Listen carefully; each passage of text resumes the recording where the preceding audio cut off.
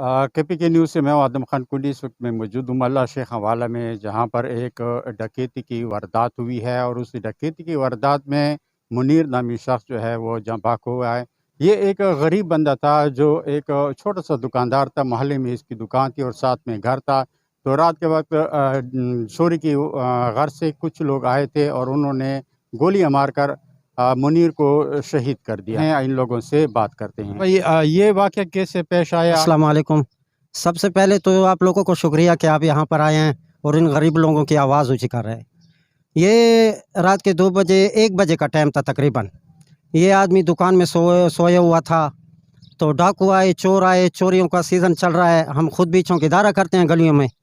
तो इन 2 आदमियों ने ये आदमी जो उठा तो इसने देखा कि छत पर आदमी है और इसने पकड़ने की कोशिश की। एक को पकड़ा तो दूसरे आदमी ने पीछे से फायर कर दिया और इसके सर में गोली लगी तो मौके पर ही हक हो गया।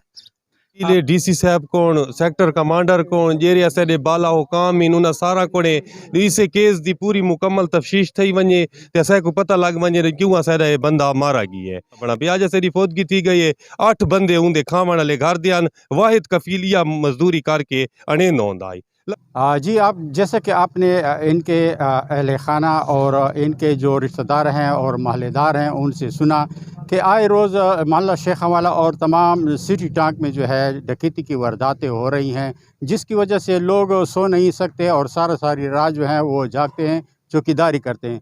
आदम खान कुंडी को KPK न्यूज़ से इजाज़त दें। अल्लाह हाफ़िज़।